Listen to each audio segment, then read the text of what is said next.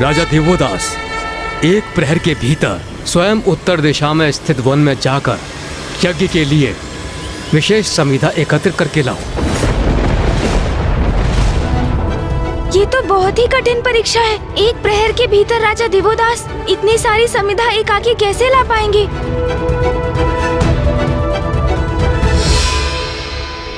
महाराज, आपकी सहायता हेतु अपने साथ चलने की अनुमति दीजिए।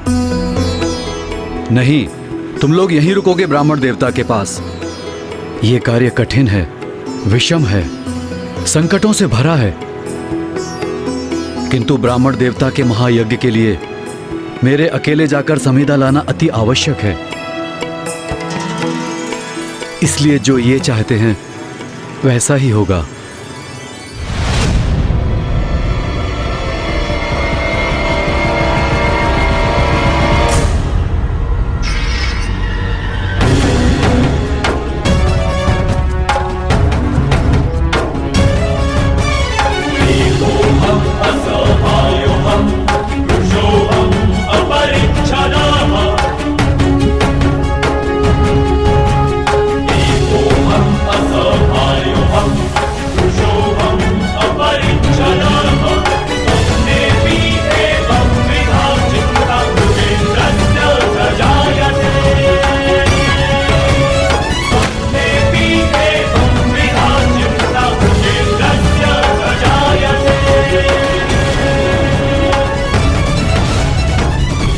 राजा दिवोदास तो ब्रह्मदेव के प्रत्येक आदेश का बड़ी निष्ठा और समर्पण से पालन कर रहे हैं। फूफा जी, आपकी परीक्षा में सर्वथा उत्तीर्ण हो रहे हैं राजा दिवोदास। आपकी परीक्षा के इस द्वितीय चरण में सफल होकर उन्होंने प्रमाणित कर दिया कि कठोर श्रम उन्हें तनिक भी व्याकुल नहीं करता। पिताश्री का काशी में प्रवेश होकर माता से भेंट हो, इसके लिए ये अति आवश्यक है कि राजा दिवोदास अपने सभी परीक्षा और कार्य में विफल हो जाएं। किंतु ये भी सत्य है कि उनके कर्तव्य और धर्मपरायणता से मैं अति प्रभावित हो रहा हूँ। अब मैं सबसे बड़ी परीक्षा में डालूंगा राजन को। मुझे विश्वास है इसमें कदापि सफल नहीं होंगे ये।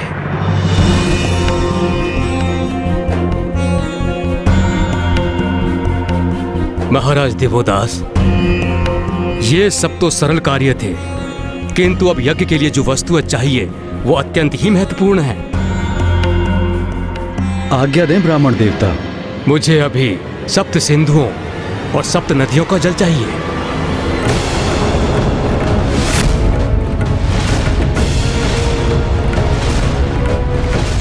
उत्तम, अति उत्तम। ब्रह्मदेव ने तो वो मांग लिया जो राजा दिवोदास के लिए प्रस्तुत करना असंभव है।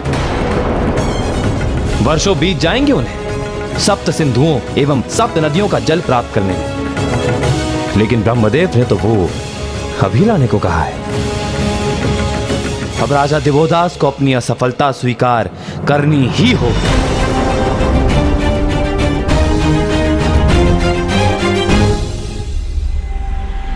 लगता है मेरे द्वारा सौंपे गए कार्य ने राजा दिवोदास को विचलित कर दिया है। जो आज्ञा ब्राह्मण देवता। मैं काशी नरेश देवोदास सप्त सिंधु और सप्त नदियों का आवाहन करता हूं। यदि धर्म के प्रति मेरी निष्ठा सत्य है तो आप सभी यहां आकर जल प्रदान करने की कृपा कीजिए।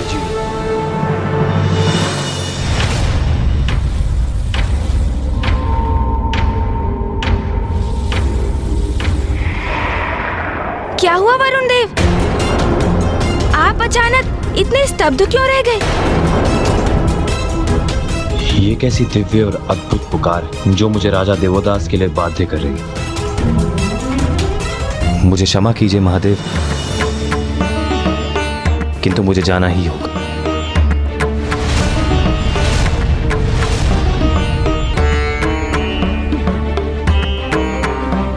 वरुण देव,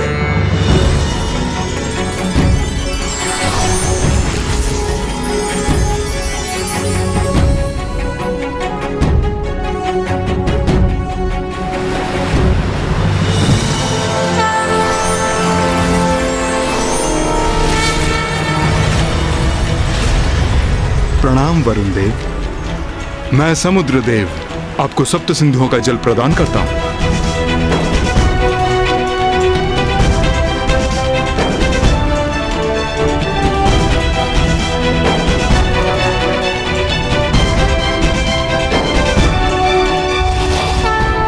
महाराज देवोदास,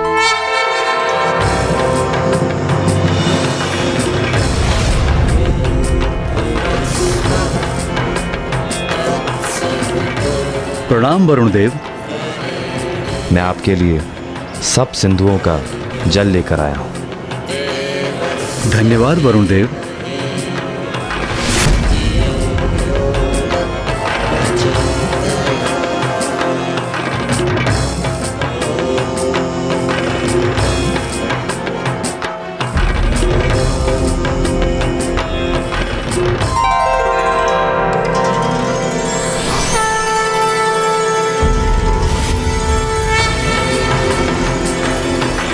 प्रणाम माँ गंगा। कल्याण हो। मैं यहाँ आपके लिए सप्त नदियों का जल प्रस्तुत करने आई हूँ। धन्यवाद माता।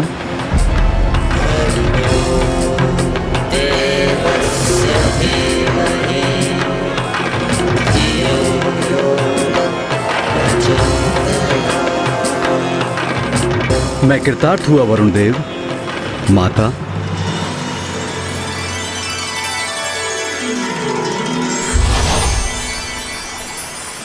सप्त सिंधु और सप्त नदियों का जल प्रस्तुत है ब्राह्मण देवता।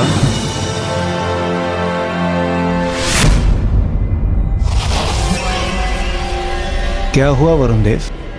आप ये काशी क्यों प्रस्थान कर गए थे? प्रतीत होता है राजा दिवोदास की सहायता करने के लिए कुछ अत्याधिक ही आतुर थे आप। इंद्रदेव, मैं स्वयं चकित हूँ इससे। ज्ञात नहीं मुझे ऐसा क्या हो गया कि मैं स्वयं पर नियंत्रण ही नहीं रख सका। यही तो विशेषता है राजा दिवोदास की भक्ति की। वो अपने धर्म और कर्तव्य के प्रति इतने आस्थावान हैं कि उन्होंने वरुण देव को भी उनकी प्रार्थना की पुकार सुनने के लिए विवश कर दिया। अपने इस तृतीय कार्य को भी सफलतापूर्वक संपन्न कर अपने धर्म की शक्ति से राजा दिवोदास ने वो कर दिखाया जो सर्वथा असंभव था, अर्थात उन्होंने एक विशेष चमत्कार ही कर दिया। इसलिए हमने ये मानकर कि इतनी कठिन परीक्षा में राजा दिवोदास सफल नहीं होंगे, ये आंकने में हम सभी ने शीघ्रता कर दी।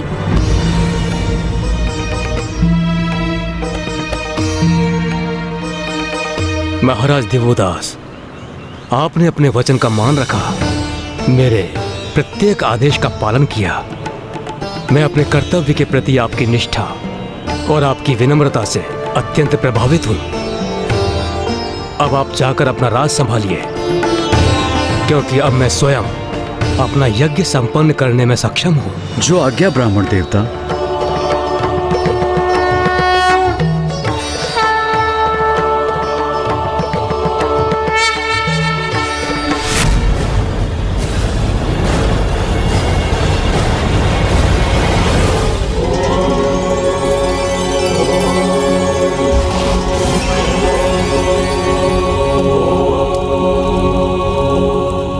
ये क्या? ब्रह्मदेव ने तो काशी में अपना महायज्ञ ही आरंभ कर दिया। अब वो राजा दिवोदास में कोई दोष कैसे ढूंढेंगे? सत्य तो साक्षात आपके समक्ष है वायुदेव। स्पष्ट है फूफा जी भी राजा दिवोदास में और उनके राज में कोई त्रुटि नहीं ढूंढ सके। और ब्रह्मदेव तो पूर्ण तन्मयता से यज्ञ में लीन है। अब तो ये यज्ञ पूर्ण होने के उपरांत ही लौटेंगे। किंतु जो समस्या अभी भी हमारे समक्ष है, उनका क्या होगा? कैसी विडंबना है ये। उधर ऋषि जगस्व महादेव के बिना मरणासन अवस्था में है और इधर आदि शक्ति और महादेव एक दूसरे से विलग होकर पीड़ा में है, जो अब भी भेंट होने की प्रतीक्षा में है।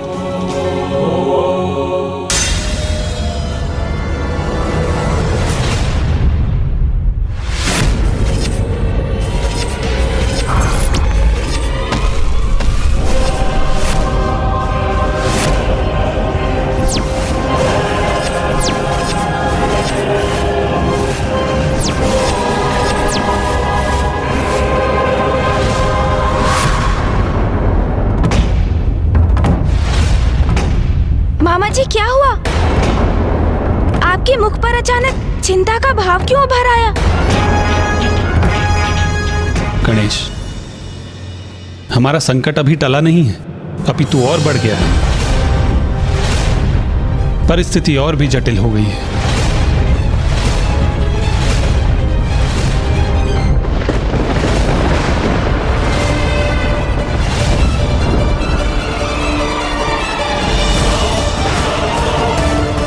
ये स्वर्ग के वातावरण में परिवर्तन कैसा? मामा जी कुछ तो कहिए, परिस्थिति और जटिल क्यों हो गई है? क्या देखा आपने जिससे आप इतने गहन चिंता में डूब गए हैं मामा जी?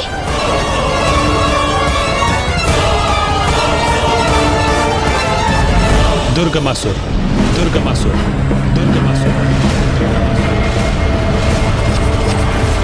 दुर्गमासुर?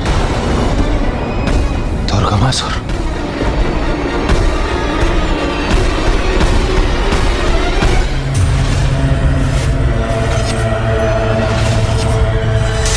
मामा जी ये कौन है दुर्गमासुर?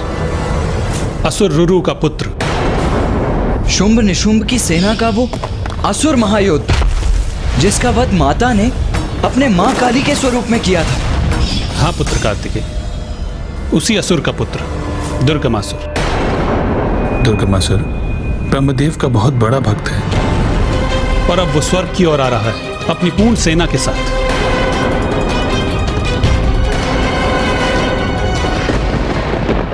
अर्थात वो दुष्ट अपने पिता के वध का प्रतिशोध लेने का इच्छुक है। ये मूर्ख असुर पूर्व उदाहरणों से ये क्यों नहीं समझ लेते? धर्म पर अधर्म की विजय कदापि संभव नहीं है। दुर्गमासुर को यह ज्ञात हो गया होगा कि अभी हम समस्त देवता यहाँ मंदार पर्वत पर उपस्थित हैं। इसीलिए स्वर्ग को असुरक्षित समझकर वहां उसने आक्रमण कर दिया होगा। ये दुर्गमासुर जो भी हो, किंतु यदि उसे यह भ्रम है कि उसका स्वर्ग पहुंचकर उसका प्रतिशोध लेना इतना सहज है, तो मैं अभी वहां जाकर उसका वध करके उसका यह भ्रम ही खंडित कर देता हूं। आप सभी पिताश्री और मामाश्री हरि नारायण के साथ यहीं रुकिए। नहीं भैया, हम सभी चलेंगे आपके साथ। अपनी संयुक्त शक्ति से हम इन असुरों का अंत कर यहाँ शीघ्र लौटने में सक्षम होंगे, क्योंकि अब अधिक समय शेष नहीं है हमारे पास। अब तो फूफा जी ब्रह्मदेव भी काशी में अपने महायज्ञ में लीन हो चुके हैं।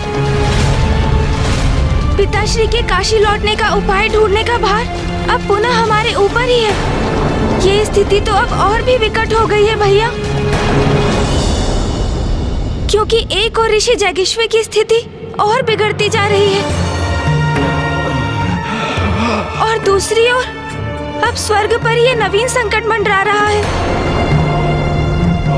एकजुट होकर युद्ध करने से हमें शीघ्र इन असुरों को नष्ट कर यहाँ लौटने का अवसर प्राप्त होगा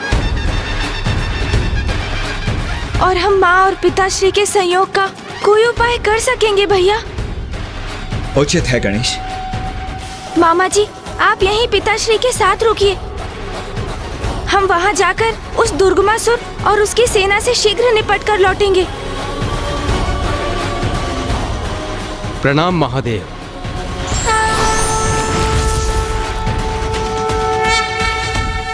ब्रह्मदेव की भक्ति की आड़ में अवश्य ये दुर्गमासुर स्वर्ग पर अधिकार करने ही नहीं, कोई उससे भी बड़ा संकट उत्पन्न करने जा रहा है।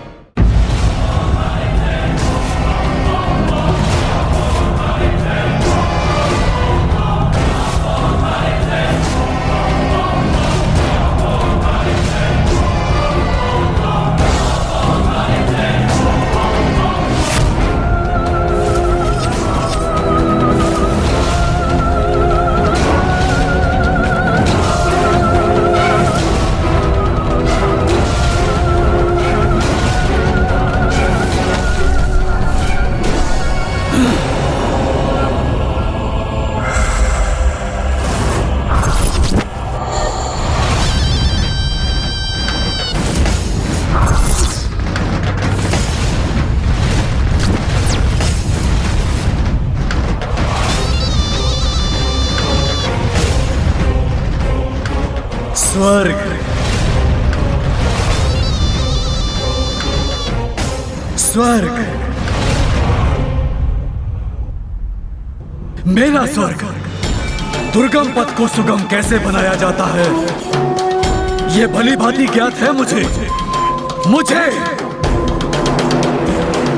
दुर्गमासुर को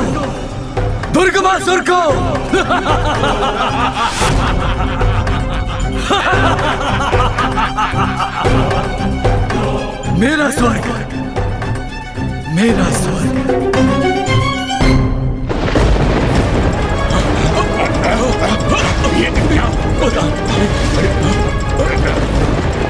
ये आकाश मार्ग में कैसा प्रकाश है? किसका आगमन हो रहा है आकाश मार्ग से?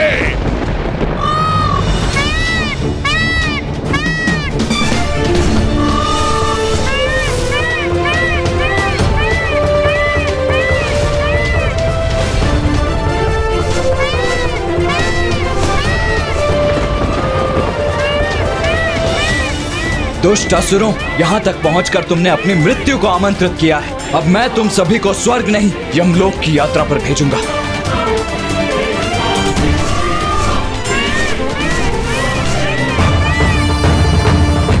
ये दिव्य सैनिक जो भी है, इसका सामना करेंगे हम, वध करेंगे इसका।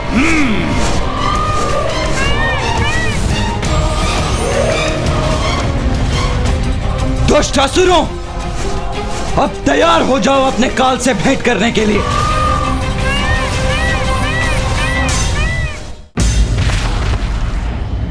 दुष्ट देवताओं, हम तुम्हारा अंत करेंगे। आक्रमण!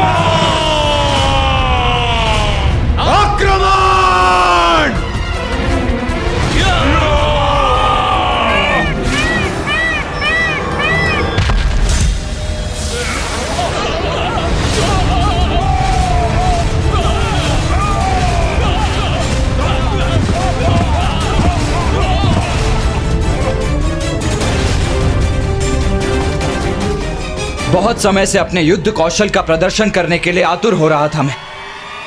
आज उसका उचित अवसर प्राप्त होगा मुझे।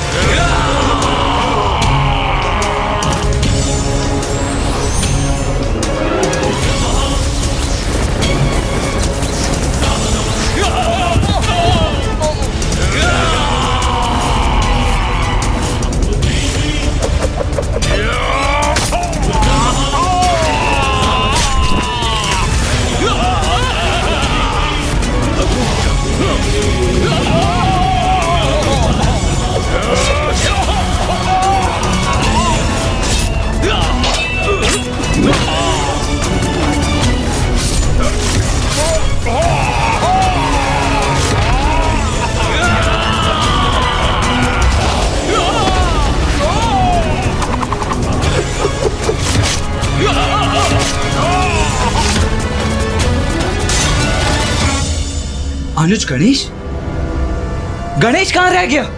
कहाँ है वो?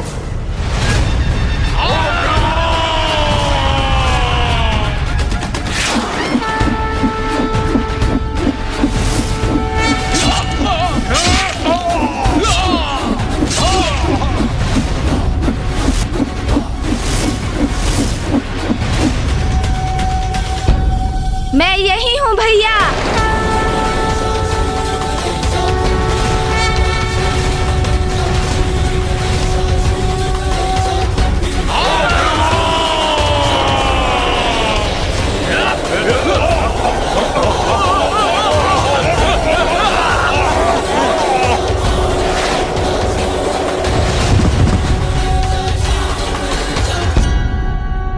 गणेश, तुम कहाँ रह गए थे? भैया, आप तो अपने पूर्ण क्रोधावेश में मयूर जी पर आरूढ़ होकर यहाँ के लिए निकल पड़े, किंतु मेरे वाहन मूषक जी तो काशी में ऋषि जगेश्वरी के साथ ही स्थित है। इसलिए मुझे यहाँ पहुँचने में थोड़ा अधिक समय लग गया भैया, किंतु चिंता मत कीजिए, विलम्ब अवश्य हुआ है मुझे यहाँ पहुँचने में, किंतु इन असुरों का संहार करने में मैं आपसे पीछे नहीं रहूँगा भैया। आओ असुरों, आओ, करो हमारा सामना।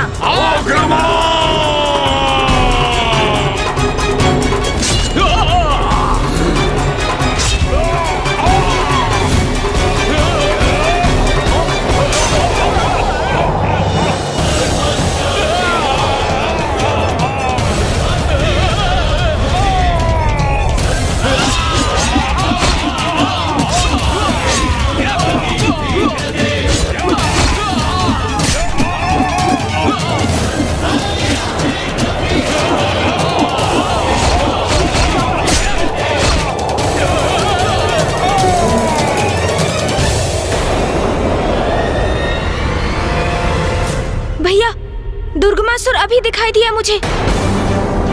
इंद्रदेव के राजभवन की ओर बढ़ रहा है वो। हमें शीघ्र वहां पहुंचकर उसे रोकना चाहिए भैया। गणेश जी, कुमार कार्तिकेय, आप उस असुर को रोकिए। उसके ससुर सेना से हम देवता ही निपट लेंगे। हाँ इंद्रदेव, उचित है। दुर्गमासुर! दुर्गमासुर! दुर्गमासुर!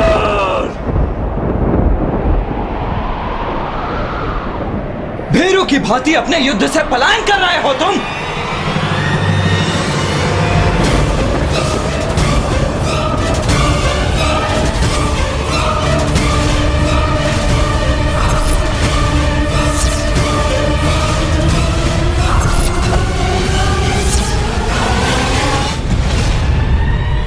दुर्गमासुर! दुर्गमासुर! भीरू की भांति अपने युद्ध से पलायन कर रहे हो तुम।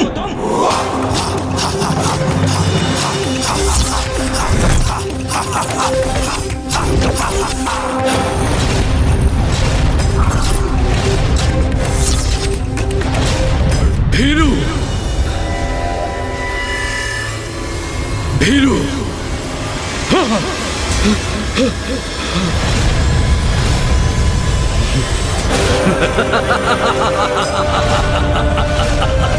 भीरू!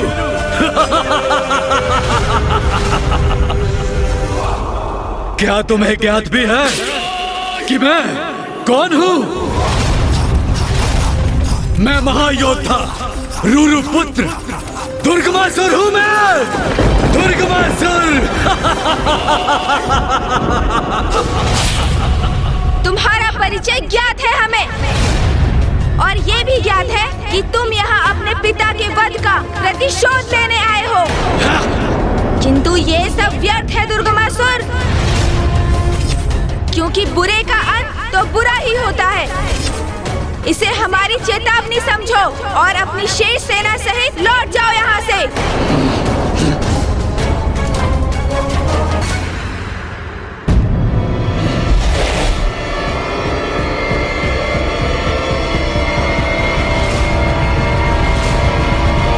चेतावनी दे रहे हो मुझे?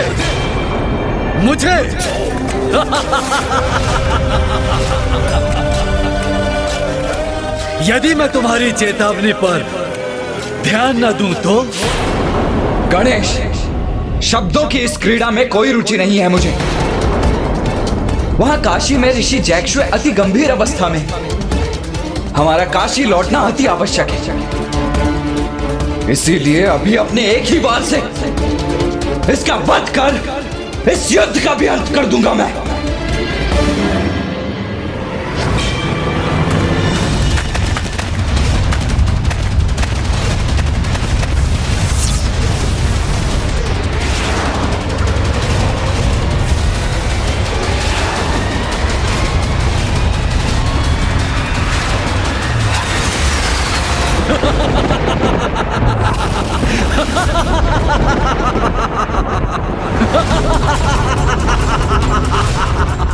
मेरा घातक प्रहार भी इस पर अप्रभावी कैसे?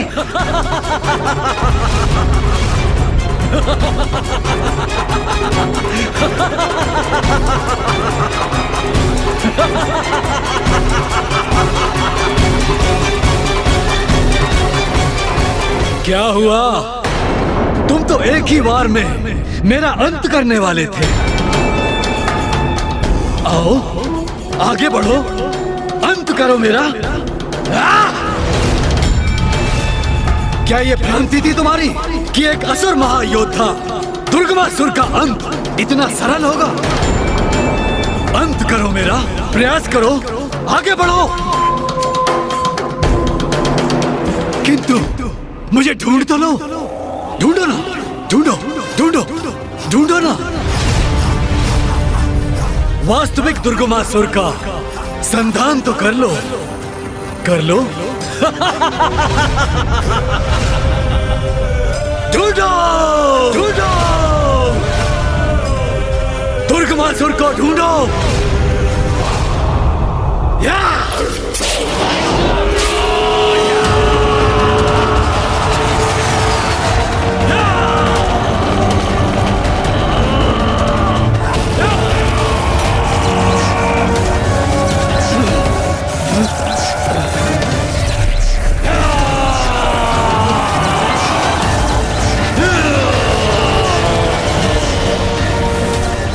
ये सभी असुर अचानक दुर्गमासुर में कैसे परिवर्तित हो गए? ये कैसा ब्रह्मजाल उत्पन्न किया है इस दुष्ट दुर्गमासुर ने?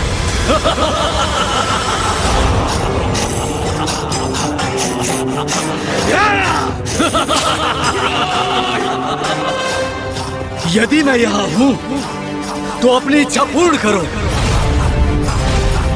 अंत करो, मेरा प्रयास करो, किंतु इन सहस्रों दुर्गमासुर में से मैं कौन हूं ये तो ढूंढो।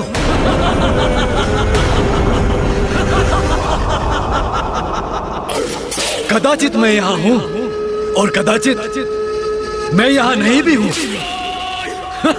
वास्तव में मैं यहां से कहीं दूर ही हूं।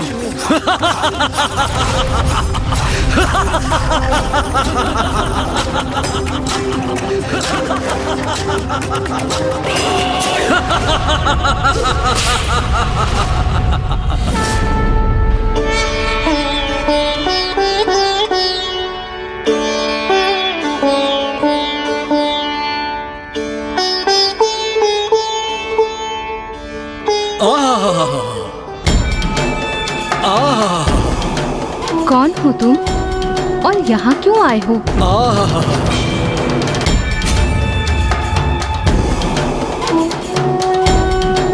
प्रणाम देवी, क्षमा चाहता हूँ, मैंने आपको चौंका दिया।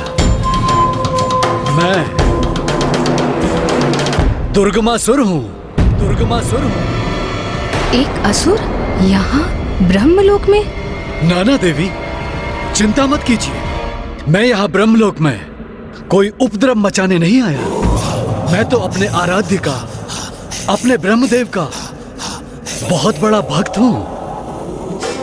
उनका तप किया है मैंने और मेरे तप से प्रसन्न होकर ब्रह्मदेव ने मुझे वरदान भी दिया है। बहुत समय से अपने आराध्य के दर्शन के लिए मन व्याकुल था, इसलिए इसी आशय से मैं यहाँ आ रहा था, किंतु मार्ग में आपकी वीणा का दिव्य संगीत मेरे कानों में क्या पड़ा।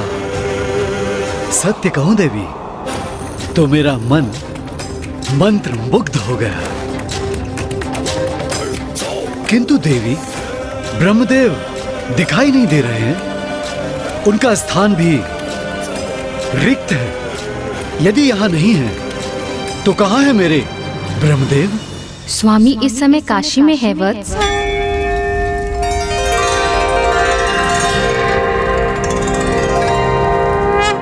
तब तो अभी भी उनके दर्शन का सुख प्राप्त नहीं होगा मुझे।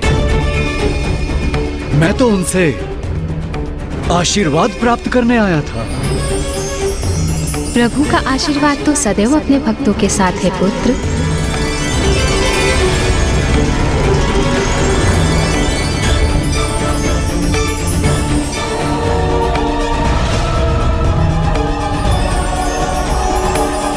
इसकी दृष्टि बार बार वेद पर क्यों टिक रही है?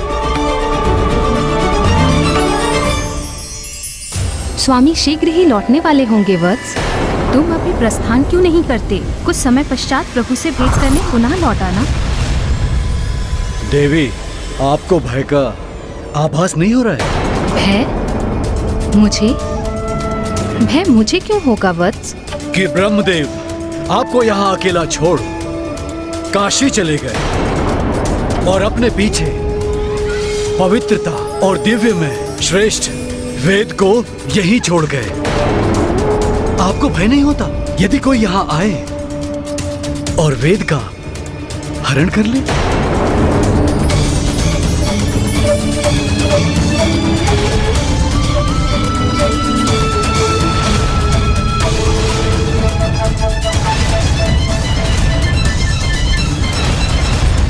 रुक जाओ, ये तुम क्या कर रहे हो? स्वामी के आसन की ओर क्यों बढ़ रहे हो?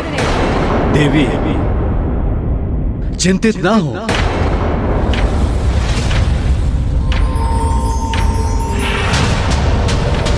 सावधान दुर्गमासुर, अपनी मर्यादा की परिधि में रहो। पीछे हटो, अभी इसी क्षण।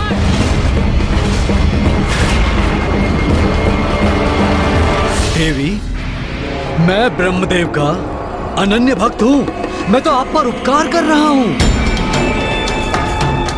इन पावन वेद को मैं अपने साथ ले जाऊंगा और स्वयं इनकी रक्षा करूंगा।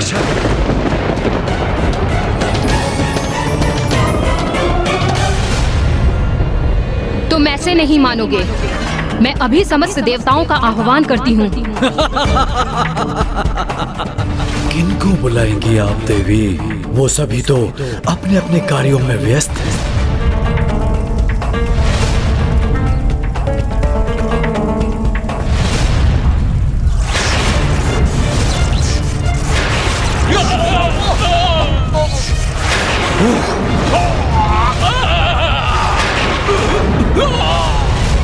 किंतु आप चिंता ना करें देवी, मैं हूं ना आपके सहयोग के लिए।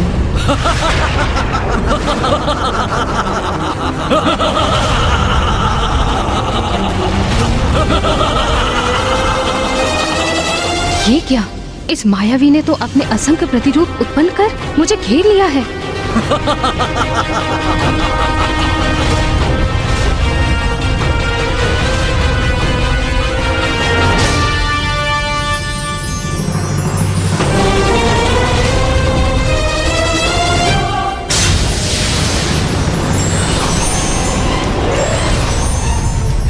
अब मैं ही वेद का स्वामी हूँ और ब्रह्मदेव कहलाने का अधिकारी भी मैं ही।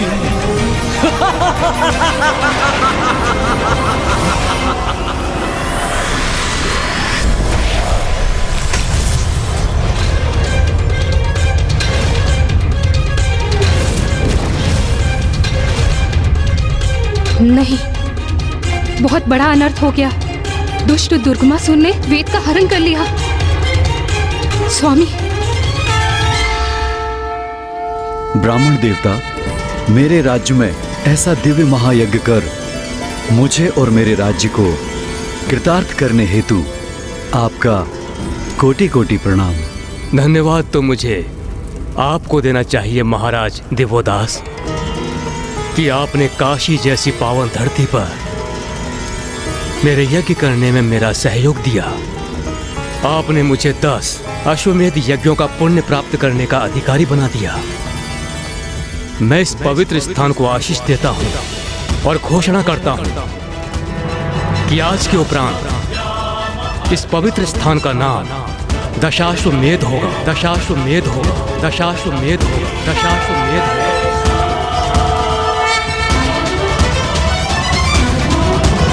स्वामी, अनर्थ हो गया स्वामी। स्वामी, अनर्थ हो गया स्वामी।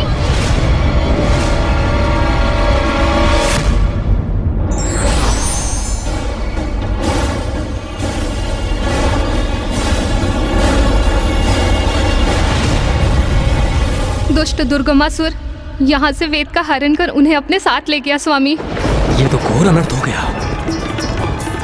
देवी देवताओं और धर्म की शक्तियां वेद लुप्त हो गए तो यज्ञ नहीं होंगे। यज्ञ नहीं होंगे तो भविष्य नहीं होगा। भविष्य नहीं होगा तो देवताओं को भोजन प्राप्त नहीं होगा। वेद विहीन संसार में तो देवता दुर्बल हो जाएंगे।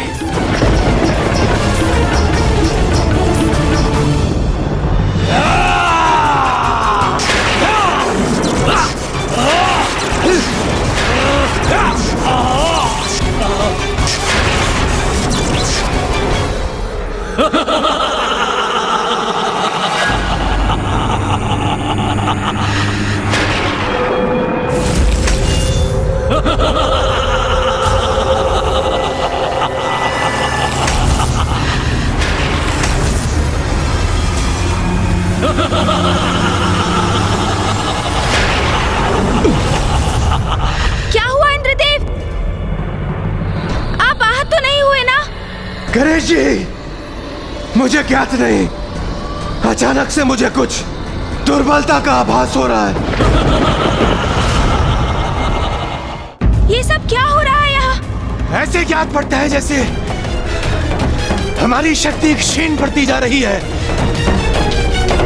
जैसे हम अपनी शक्तियों से रिक्त होते जा रहे हैं।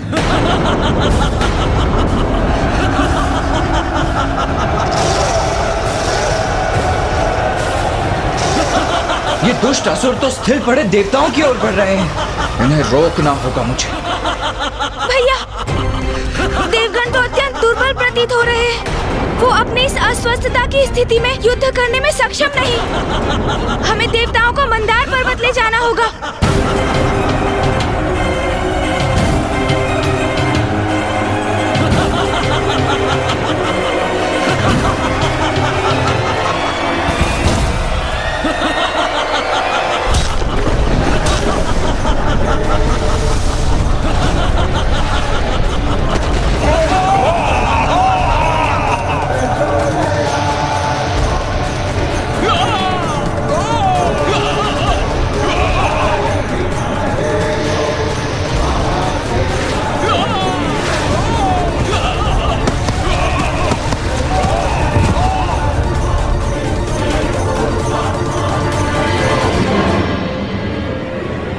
वास्तविक दुर्गमासुर कहाँ है? भैया, यहाँ जो भी हुआ वो दुर्गमासुर की योजना अनुसार ही हुआ। वो हमें यहाँ उलझा कर रखना चाहता था, इसलिए उसने इन सभी असुरों को अपना रूप दिया था, जिससे हम उसे ढूंढने और उसका वध करने हेतु इन सभी से युद्ध करते रहे। किंतु इस समुची अवधि में वो स्वयं उपस्थित नहीं था यहाँ। तुम सर्वथा उचित कह रहे हो गणेश। ये सब तो दुर्गमासुर का छल ही था। किंतु यदि वो स्वर्ग पर अपना अधिकार स्थापित नहीं करना चाहता था, तो वो यहाँ आया ही क्यों था? वो चाहता क्या था? कुछ ऐसा जो स्वर्ग से भी अधिक महत्वपूर्ण है। हाँ, स्वर्ग से भी अधिक महिमामयी है भैया।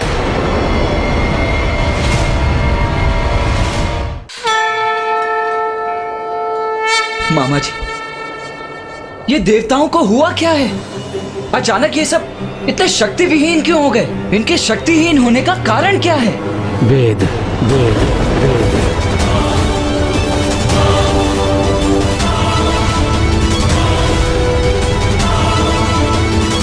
जब मैं काशी में अपने महायज्ञ में व्यस्त था, तो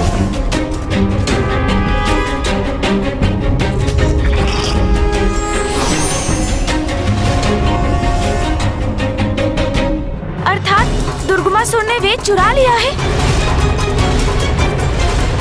देवताओं के अशक्त पड़ जाने का यही कारण है, क्योंकि धर्म और देवताओं की शक्ति के आधार तो वेद ही है।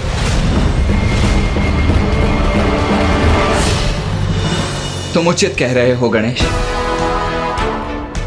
वास्तव में दुर्गमासुर तो स्वर्ग में कभी था ही नहीं। वो हमें युद्ध में उलझाकर स्वयं ब्रह्मलोक चला गया। हाँ भैया, बहुत धूर्त और कपटी असुर है ये दुर्गमासुर। भैया, हमें उसे शीघ्र ढूंढकर वेद को उनके उचित स्थान पर लौटाना होगा और उस दुष्ट दुर्गमासुर का अंत करना होगा।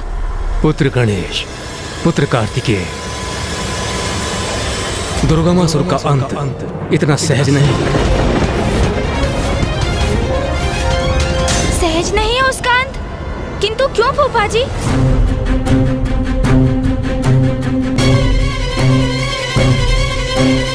क्योंकि दुर्गमासुर का वध नहीं हो सकता,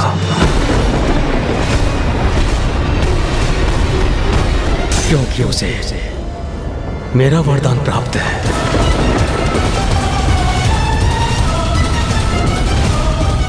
दुर्गमासुर मेरा परम भक्त है।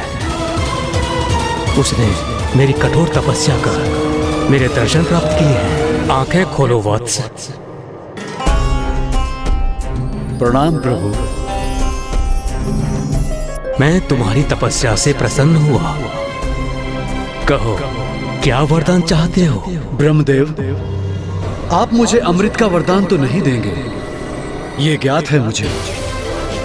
इसलिए आप मुझे ये वरदान दीजिए कि मेरी मृत्यु एक स्त्री के हाथों से ही हो, किंतु वो ऐसी स्त्री हो जिसने वर्षों तक अपनी पलकें न झपकाई। जैसी तुम्हारी इच्छा वत्स, तथास्तु तथास्तु। ब्रह्मदेव, धन्यवाद।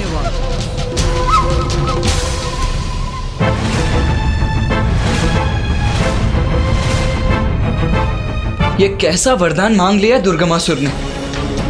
एक ऐसी स्त्री जिसने कभी अपनी पलकें तक ना झपकाई हो, किंतु ये संभव कैसे है? एक ऐसी स्त्री जो अपनी पलकें ना झपकाए, ऐसी स्त्री की कल्पना और अस्तित्व तो असंभव है। ऐसी एक स्त्री है।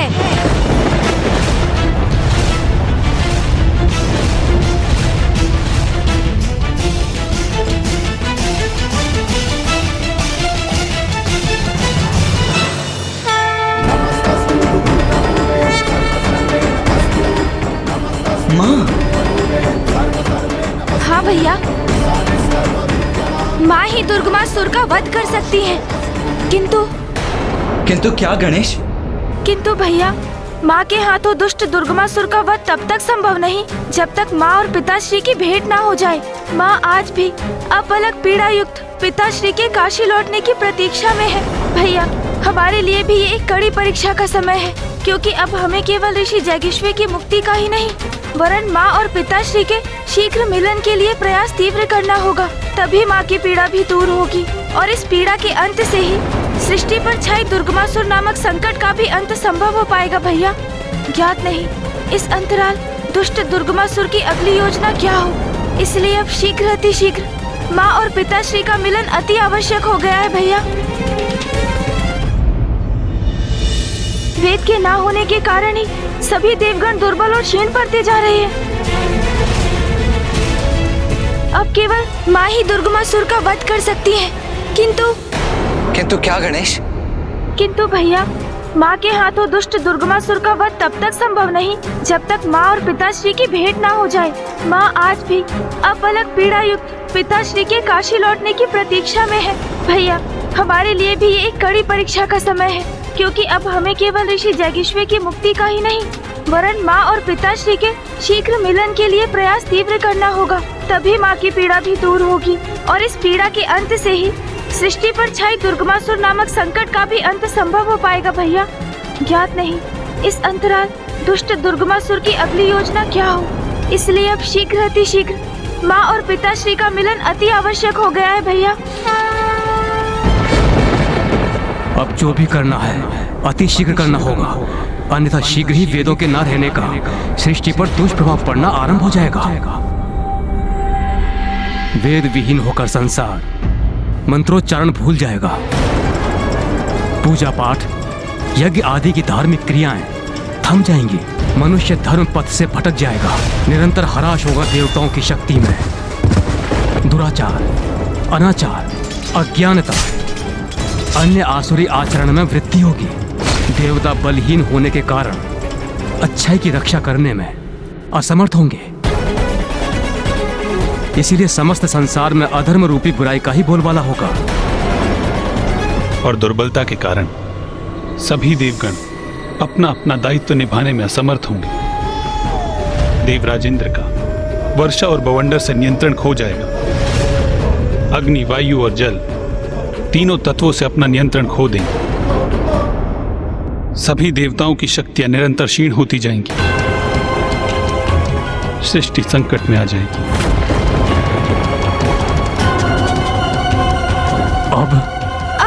अब क्या हुआ भूपा जी? जिनकी पवित्रता अक्षुण्ण है, संसार का समस्त ज्ञान जिनमें समाहित है, वो वेद की देवी अब एक असुर दुर्गमासुर के वश में है। ये विचार मुझे अत्यंत व्याकुल कर रहा है।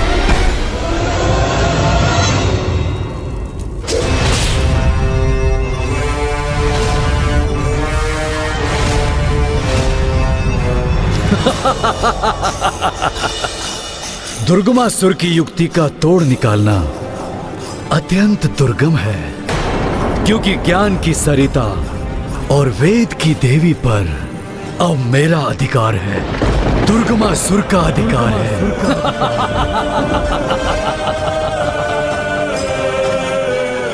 अब इन्हें ऐसे स्थान पर स्थित करूंगा जहां असुरों के सिवाय किसी का भी पहुंचना कठिन है।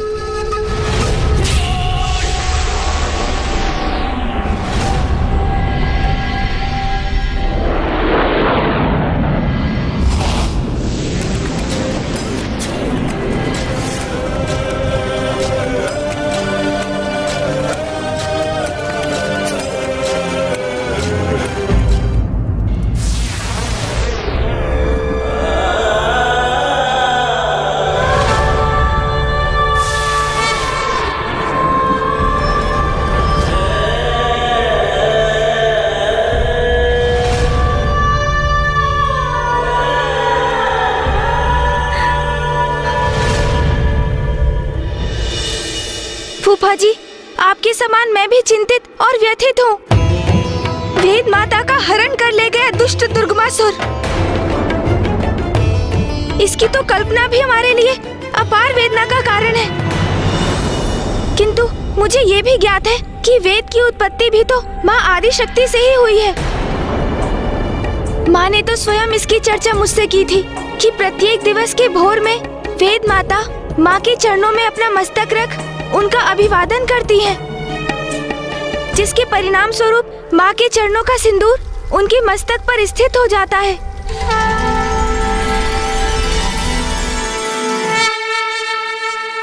अवश्य वेद माता भी अपनी सुरक्षा के लिए माँ से गुहार कर रही होंगी।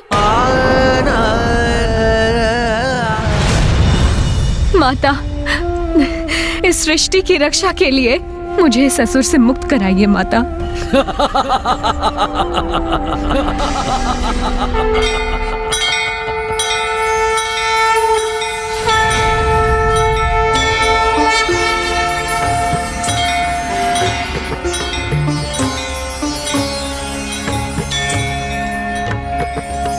ये माँ के मंदिर में कैसी विशेष तैयारियाँ हो रही है मामा जी? क्या होने वाला है वहाँ?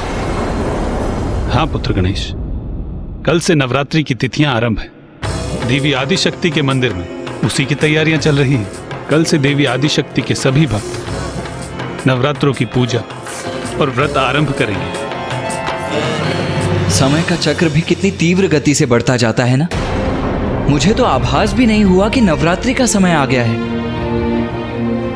मुझे तो ऐसा प्रतीत हो रहा है कि माँ इन पावन तिथियों की सूचना देकर हमें भी अवश्य हमारे समाधान की ओर प्रेरित कर रही हैं। तुमने उचित कहा कुमार कार्तिकेय। नवरात्रि के व्रत रखने से देवी आदिशक्ति प्रसन्न होकर अपने सभी भक्तों के कष्ट हरती हैं।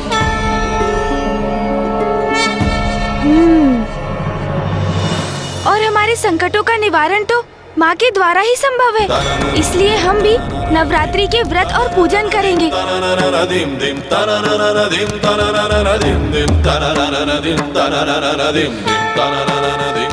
वो दुष्ट दुर्गमासुर वेद माता का हरण कर पवित्र वेदों को अपने साथ ले गया है और फूफा जी के वरदान के कारण एकमात्र माँ ही उस दुष्ट का वध करने में सक्षम है। इसलिए अब तो माँ ही हमारे संकटों से मुक्ति दिलाने का मार्ग प्रशस्त करेंगी। गणेश, तुम उचित कह रहे हो, किंतु उसके पूर्व हमें राजा दिवोदास से पार पाकर पिताश्री को काशी लौटाने का कोई उपाय तो करना होगा ना। तभी तो माँ उस दुर्गमासुर का वध करने के लिए प्रेरित होंगी। दुर्गमासुर का वध तो माँ और पिताश्री के मिलन के पश्चात ही संभव हो सकता है। किंतु माँ की कृपा से मुझे काशी नरेश को उनके राजपद से विभक्त करने का मार्ग सूझ गया है, और जिसके लिए अब हमें अविलंब काशी जाना होगा।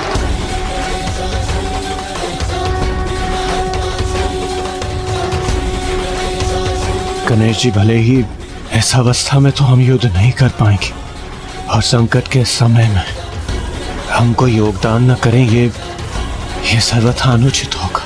सहायता तो आप सभी देवता करेंगे इंद्रदेव, किंतु युद्ध करके नहीं, माता के नवरात्रि का व्रत रख के।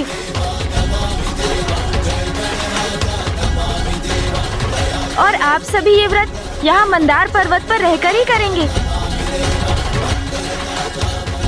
मैं और भैया काशी जाकर व्रत करेंगे, क्योंकि राजा दिवोदास को बिना आहत किए एवं उन्हें कोई कष्ट पहुंचाए बिना काशी के राजपथ को उनसे मुक्त करने का उपाय तो काशी जाकर ही करना होगा हमें।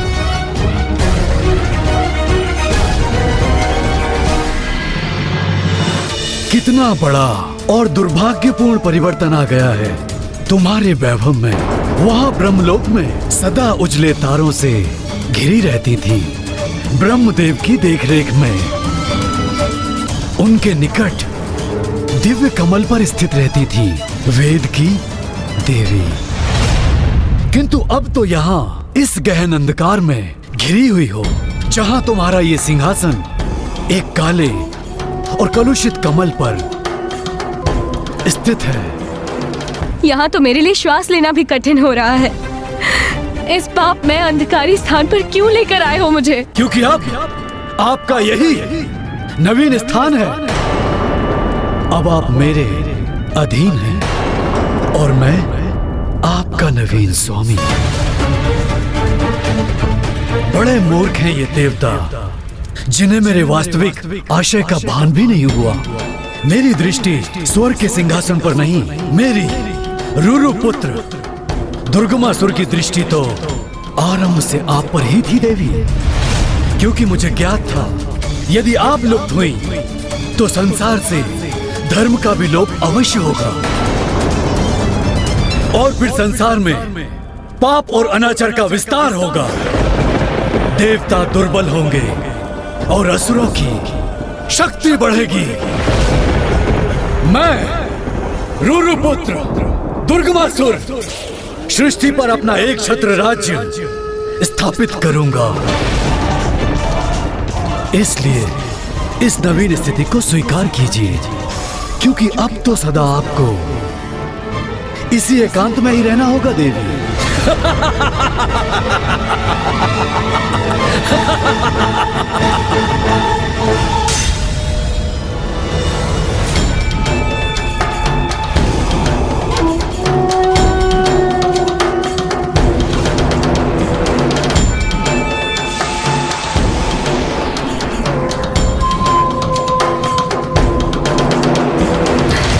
माँ आदिशक्ति, रक्षा कीजिए माता, रक्षा कीजिए।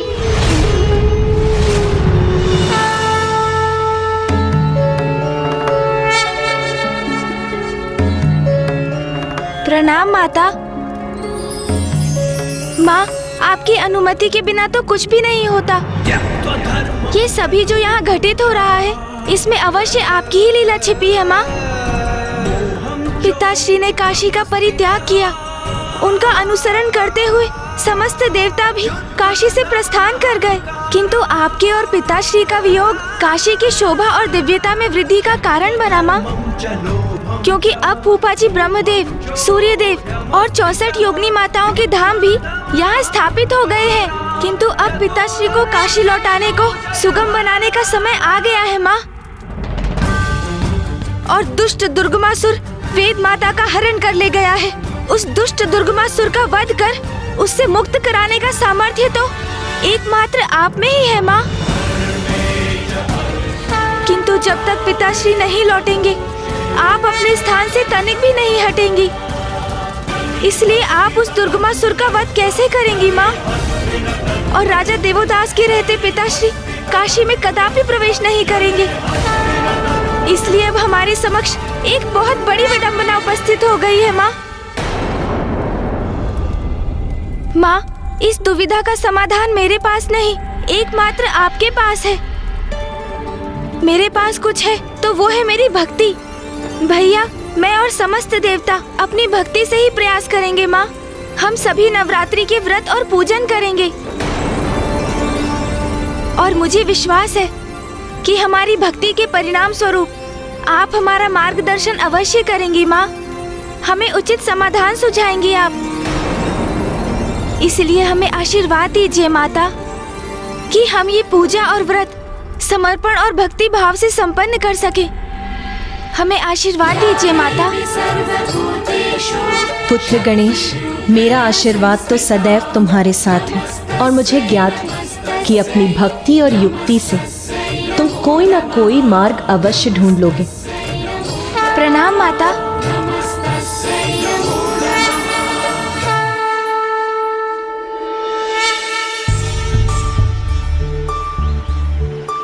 गणेश, क्या तुम इसीलिए काशी आना चाहते थे कि हम अपना व्रत और पूजन यहाँ माँ गंगा के पावन घाट पर कर सकें?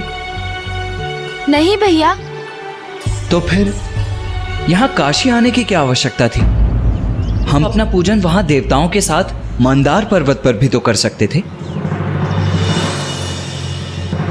भैया, संसार के प्रत्येक प्राणी का कार्य समय निर्धारित है और यही व्यवस्था मनुष्यों में भी है। भले ही राजा दिवोदास काशी के एक धर्मनिष्ठ और कर्तव्य परायण राजा रहे हो, किंतु अब उनके भी संसार से मोह माया के त्याग करने का समय आ गया है और अब उनके जीवन का जो पड़ाव निर्धारित है वो है वानप्रस्थ आश्रम।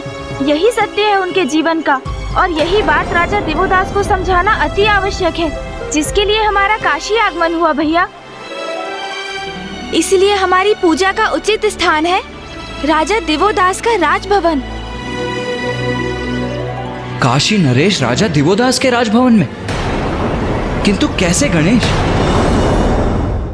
भैया, हमें किसी प्रकार राजा दिवोदास को नवरात्रि के व्रत और पूजन के लिए सहमत करना होगा, क्योंकि माँ की भक्ति में लीन होकर ही तो उन्हें भान होगा कि माँ और पिताश्री एक दूसरे के पूरक हैं। उन्हें एक दूसरे से दूर करने का अर्थ है उन्हें पीड़ा पहुँचाना और सृष्टि में असंतुलन उत्पन्न करना। उचित है गणेश, किंतु गणेश, हम राजा दिवोदास के भवन में जाकर उनसे व्रत और पूजन करने के लिए तो नहीं कह सकते ना? हाँ भैया, यही मैं भी सोच रहा हूँ कि राजा दिवोदास के राजभवन में प्रवेश करने का क्या उपाय है। कृपया इसे स्वीकार कीजिए ऋषिवर, आप भी लीजिए।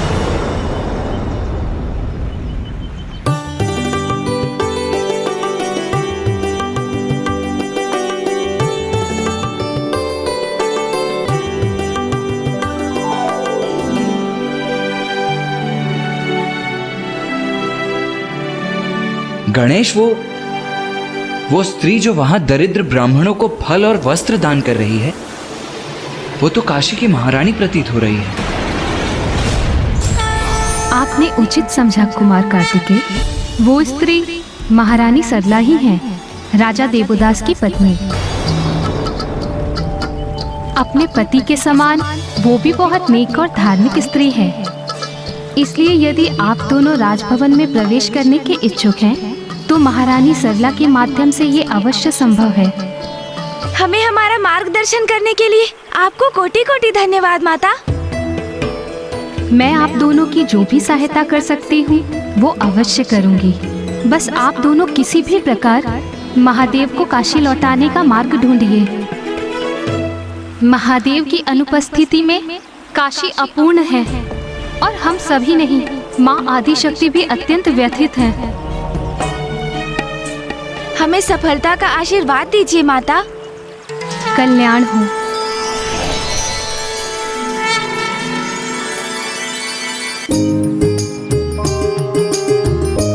भैया, मुझे एक युक्ति सूझी है।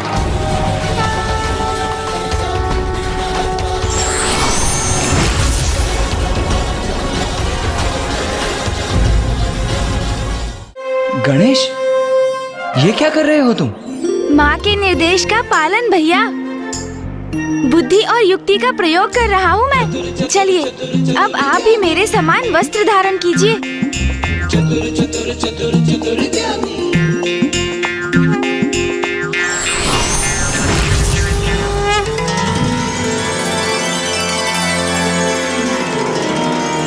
गणेश, वेशभूषा तो हमने धारण कर ली, किंतु आप राजा दिवोदास के भवन में प्रवेश कैसे करेंगे? मेरे पास उसके लिए एक योजना है भैया, बस आपको उसका अनुसरण करना होगा। तुमने तो मात्र भिन्न वस्त्र धारण किए, भिन्न भेष कहाँ धारण किया है? हो तो तुम अब भी गणेश ही ना? भैया, आप प्रश्न बहुत करते हैं। आपको तो मैं अपने स्वाभाविक रूप में ही दिखाई दूंगा, किंतु अन्य सभी को मैं गणेश नहीं, एक साधारण ब्राह्मण बालक ही प्रतीत होऊंगा। आइए, मैं आपको अभी दिखाता हूँ।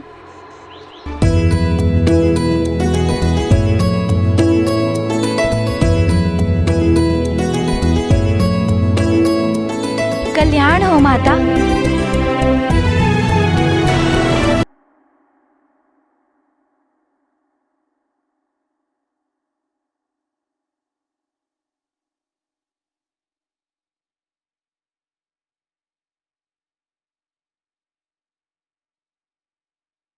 प्रणाम ब्राह्मण देवता। कल्याण हो माता।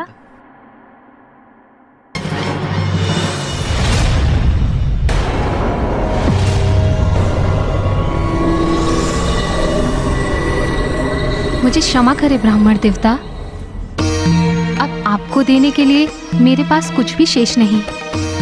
माता, हम आपसे यहाँ पर दक्षिणा प्राप्त करने नहीं आए हैं। हम तो बस यहाँ से निकल रहे थे तो हमारी दृष्टि आप पर पड़ी और हमारे मुख से स्वतः आशीर्वचन निकल पड़े। आप तो अति भाग्यशाली है माता, आपकी मनोकामना पूर्ण हो गई है। मनोकामना? कौन सी मनोकामना प्रभु? बाल्यावस्था में नाग कन्या ने ब्रह्मदेव की प्रार्थना की। प्रभु ब्रह्मदेव, मेरे पिताश्री नागराज वासुकी जी मेरा विवाह किसी योग्य नागपुरुष से करवाने के इच्छुक हैं, किंतु मेरी इच्छा है कि जब मैं उचित आयु में पहुंचूं तो मैं किसी ऐसे पुरुष, किसी ऐसे मनुष्य के साथ विवाह करूं जो धर्मनिष्ठ हो और आपका परम भक्त हो। यदि आपके प्रति मेरी भक्ति सत्य है तो मुझे वरदान दीजिए कि मेरी मनोकामना पूर्ण हो। ब्रह्मदेव ने आपकी प्रार्थना स्वीकार कर ली और आपको वरदान दे दिया। तथास्तु। समय आने पर ब्रह्मदेव के दिए वरदान के अनुसार आपका विवाह राजा दिवोदास जी से हो गया। आप तो अद्भुत हैं, ज्योतिष शास्त्र में निपुण हैं। जो घटना बचपन में घटित हुई, जिसे मैंने आज तक किसी से साझा नहीं किया, उसे आपने कितनी सरलता से ज्ञात कर लिया। जो सबसे अज्ञात है उसे भी ज्ञात कर लेते हैं मेरे अनुज भ्राता। ज्योतिष ज्ञान के प्रकांड विद्वान जो है। आप जैसे विद्वान के काशी आगमन से काशी धन्य हुई, किंतु आपका उचित सम्मान तो मैं राजभवन में ही कर सकती हूँ। आप हमारे साथ चले विप्रवर। मेरे पतिदेव को भी विद्वानों का स्वागत करने में बहुत आनंद का अनुभव होता है। कृपा कर हमें भी अपनी सेवा का अवसर दीजिए। अवश्य महारानी, हम आपका आतिथ्य स्वीकार करते हैं।